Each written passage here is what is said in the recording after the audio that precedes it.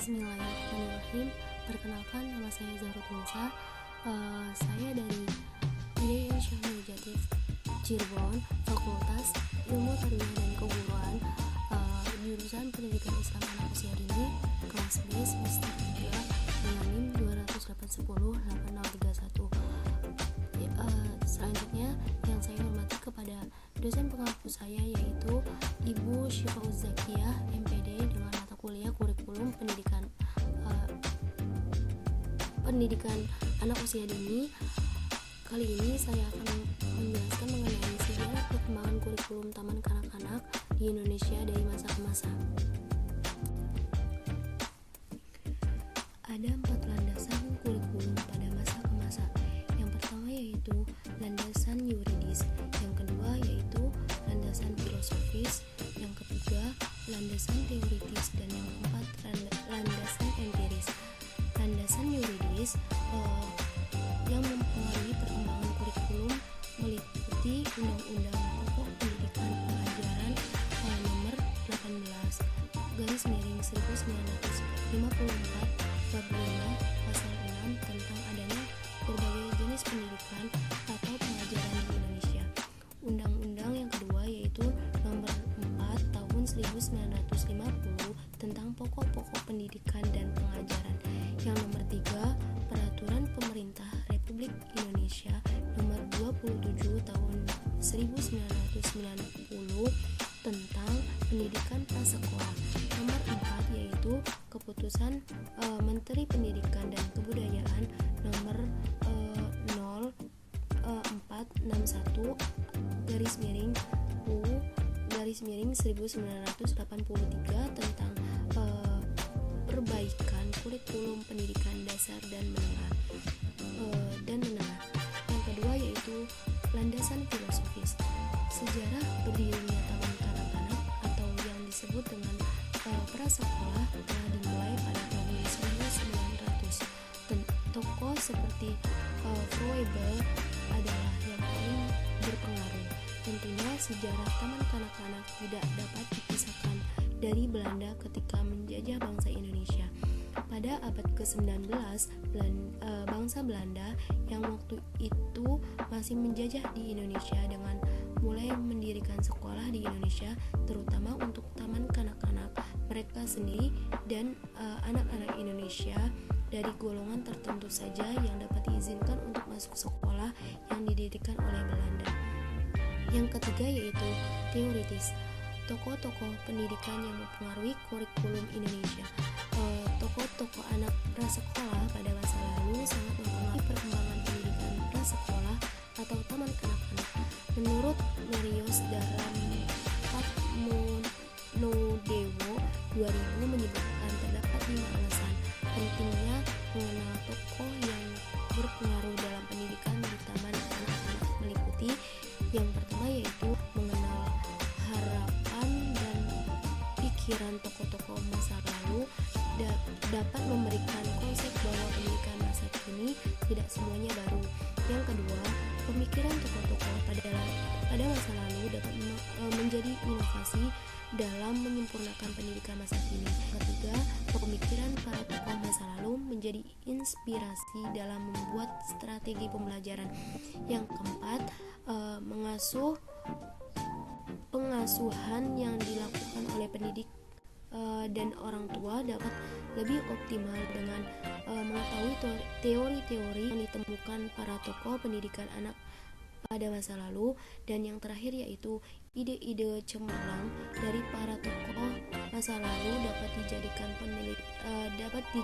penelitian bagi ahli di bidang anak prasekolah atau taman kanak-kanak. Yang terakhir yaitu landasan empiris. Beberapa hasil penelitian menyatakan bahwa dana Alianse 1997 menyatakan adanya penelitian yang memperlihatkan ciri bayi sampai lebih dari kurang 10 tahun sel otak tidak bentuk hampur seluruh hubungan yang harus dilakukan untuk seluruh hidupnya, tetapi juga memperkembangkan terbesarnya. Jadi stimulasi kognitif pada usia 10 tahun sebelum 10 tahun mempengaruhi kehidupan anak. Yang kedua yaitu Bowlby 1969. Strand menyebutkan bahwa hubungan yang positif dan membangun sangat penting pada masa anak usia ini. Menurut mereka, data menunjukkan bahwa hal kecil ini tidak saja penting untuk perkembangan kognitif anak, tapi juga untuk perkembangan emosi dan sosialnya. Pengertian kurikulum sendiri yaitu kata kurikulum yang sudah dikenal sejak tahun 1820 berasal dari bahasa Latin yaitu cure, yang berarti turun, penyelenggaraan atau turun de course, penyelenggaraan suatu pengajaran. Batasan tradisional ini mengartikan kurikulum sebagai the course of study, materi yang dipelajari. Pada waktu itu, para ahli menggarapkan hakikat kurikulum sebagai pelajaran tertentu, misalnya bahasa lokal dan bahasa asing, matematika, IPA, dan sejarah. Batasan itu mengacu pada kurikulum sebagai produk. Beberapa ahli berkeberatan dengan pandangan ini karena menurut mereka informasi dan pengetahuan yang ada dalam suatu disiplin keilmuan selalu bertambah dan semakin hari semakin banyak. Hal itu tidak mungkin dapat dimuat dalam suatu dokumen kurikulum dalam wujud the course of study. Oleh karena itu, para ahli mulai membedakan sejumlah batasan kurikulum sebagai kurikulum yang direncanakan dan yang tidak direncanakan atau tersembunyi, hidden curriculum. Ada juga ahli yang beranggapan bahwa kurikulum merupakan pengalaman peserta didik yang disediakan sekolah sehingga menjadikan wujud manusia ideal yang diharapkan. Perbedaan TK dari zaman ke zaman. Yang pertama itu zaman Belanda. Zaman Belanda, kurikulum pendidikan prasekolah yang diberlakukan pada masa itu diimpor dari Belanda.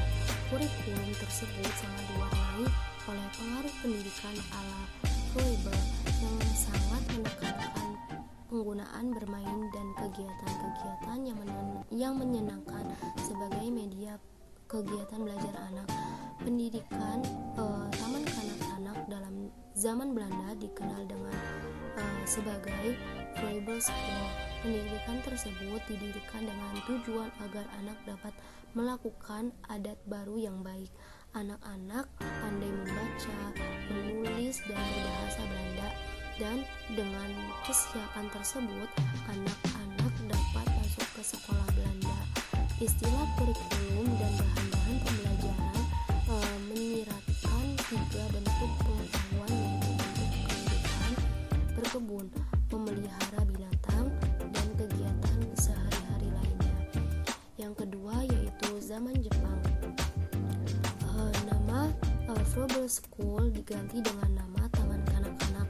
Pada waktu itu, guru-guru belum mengenal kehidupan dan kebutuhan anak, yaitu tentang bermain, ketangkasan seperti yang ada di desa-desa. Pada pendidikan Taman Kanak-kanak diberikan nyanyian-nyanyian, permainan, dan cerita Jepang. Ki Hajar Dewantara 1889 sampai 1959, seorang tokoh pendidikan nasional dan pendiri perguruan taman siswa. Pada tanggal 3 Juli 1922 mendirikan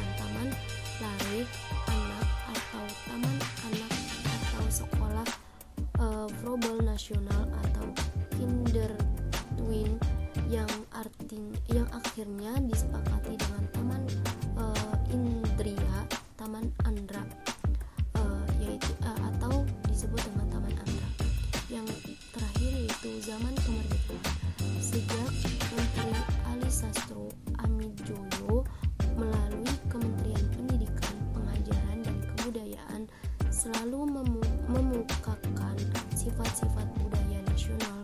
Untuk melaksanakan sifat-sifat budaya nasional tersebut, guru-guru TK perlu mempelajari tentang kehidupan anak-anak di masa dan di kampung, anak bermain dengan lingkungannya yang dikemukakan oleh Froebel. Yang kedua yaitu memperbaiki dan menyesuaikan permainan, nyanyian dan cerita-cerita anak sesuai dengan prinsip Froebel. Yang ketiga yaitu yang terakhir, kebudayaan Barat dapat diambil untuk perkembangan dan kekayaan budaya Indonesia. Maksud dan tujuan pendidikan taman kanak-kanak sejalan dengan perubahan kurikulum yang terjadi dari masa ke masa, maka terjadi pula perubahan tujuan pendidikan yang ada di Indonesia, dan hal itu mempengaruhi keberadaan pendidikan taman kanak-kanak yang merupakan bagian dari sistem pendidikan yang ada di Indonesia. Jika kita mulai dari tujuan pendidikan pada tahun 1964, maka di sana dijabarkan bahwa pendidikan di Indonesia akan membentuk manusia Pancasila yang bertanggung jawab atas tercapainya tujuan-tujuan revolusi 18 nasional sebagai yang sudah digariskan oleh pemimpin besar revolusi Bung Karno. RP 1964 halaman 12. Dan sebagai dampak dari hal tersebut, maka untuk mendidik taman kanak-kanak, maksud dan tujuannya diarahkan kepada mendidik dan membentuk kebiasaan sesuai dengan sifat-sifat manusia sosialis Indonesia. Berbagai sifat-sifat yang terutama harus dikembangkan yang meliputi yaitu gotong royong, susila dan budi luhur, menghormati hak orang lain, kesopanan, hidup sehat, mengembangkan daya cipta, fantasi, keberanian berbicara, mengenal dan taat kepada peraturan yang berlaku, disiplin dan menghargai waktu, dan hidup hemat, sederhana dan jujur. Selain itu, mengingat pentingnya pendidikan anak usia dini, maka memulai peraturan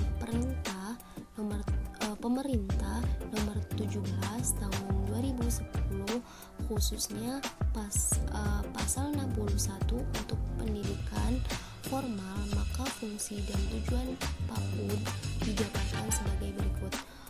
Fungsinya yaitu pendidikan anak usia dini berfungsi membina, menumbuhkan, dan mengembangkan seluruh potensi anak usia dini secara optimal sehingga terbentuk perilaku dan kemampuan dasar sesuai dengan tahap perkembangannya agar memiliki kesiapan untuk memasuki pendidikan selanjutnya.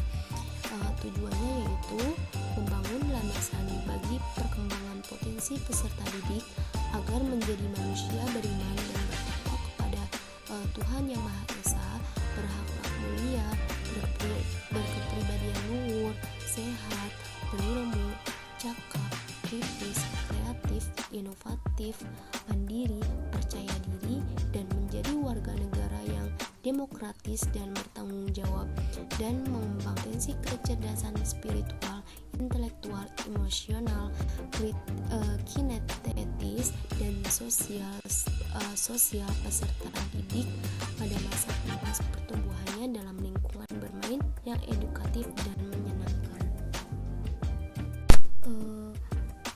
Ada 5 asas pembelajaran di TK. Yang pertama yaitu asas persepsi, kegiatan mental anak dalam mengelola hasil belajar dipengaruhi oleh pengetahuan dan pengalaman yang telah dimiliki sebelumnya. Yang kedua yaitu asas kekonkretan, melalui interaksi dengan objek-objek nyata dan pengalaman konkret, pembelajaran perlu menggunakan berbagai media dan sumber belajar agar apa yang dipelajari anak menjadi lebih bermakna. Misalnya menggunakan gambar binatang untuk mempelajari binatang, membawa binatang hidup ke dalam kelas, menggunakan audio visual tentang banjir untuk mempelajari tentang air dan lain-lain. Yang ketiga, asas motivasi. Belajar dari optimal jika anak memiliki dorongan untuk belajar. Oleh sebab itu, pembelajaran hendaknya dirancang melalui dengan kebutuhan, minat, dan kemampuan anak. Yang keempat yaitu asas kemandirian. Kemandirian merupakan upaya yang dimaksud untuk melatih anak dalam memecahkan masalah. Oleh sebab itu, pembelajaran hendaknya dirancang untuk mengembangkan kemandirian anak. Misalnya, tata cara memakan, menggosok gigi, memakai baju, melepas, dan memakai sepatu. Yang kelima yaitu asas kerjasama atau disebut dengan kooperatif. Kerjasama menjadi asas karena dengan kerjasama, keterampilan sosial anak akan berkembang optimal. Pembelajaran hendaknya dirancang untuk mengembangkan keterampilan sosial anak.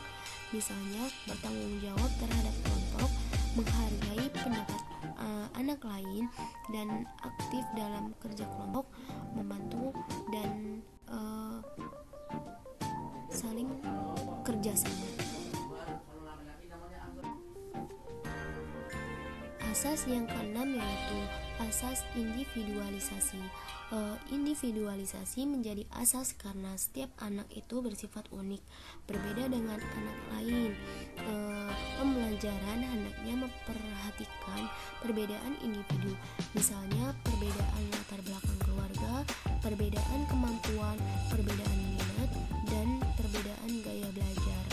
Yang ketujuh yaitu asas kolerasi. Kolerasi menjadi asas karena aspek perkembangan yang satu dengan aspek perkembangan yang lain saling berkaitan. Misalnya yaitu perkembangan bahasa anak berkaitan erat dengan perkembangan kognitif. Perkembangan kognitif anak berkaitan erat dengan perkembangan perilaku atau kebiasaan anak. Yang terakhir yaitu asas belajar sepanjang hayat. Belajar sepanjang hayat menjadi asas karena proses belajar anak tidak hanya berlangsung di TK, tetapi sepanjang hayat anak. Oleh sebab itu, pembelajaran di taman kanak-kanak hendaknya diupayakan untuk membekali anak agar bisa belajar sepanjang hayat dan mendorong anak selalu ingin dan berusaha belajar kapanpun dan dimanapun. Pedoman bermain. Yang pertama yaitu adalah landasan perkembangan. Dalam sejarah perkembangan taman kanak-kanak baru tahun 1950, Departemen Pendidikan dan Kebudayaan (PDK) mulai ikut serta dalam pembinaannya.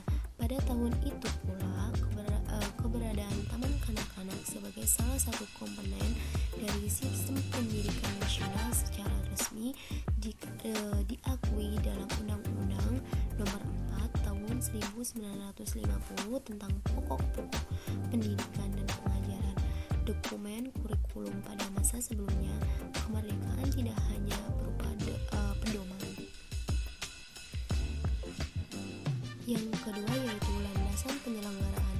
Landasan hukum penyelenggaraan taman kanak-kanak adalah didasarkan atas Undang-Undang Nomor 4 Tahun 1950, Junto Nomor 12 Tahun 1954 tentang dasar-dasar pendidikan dan pengajaran di sekolah.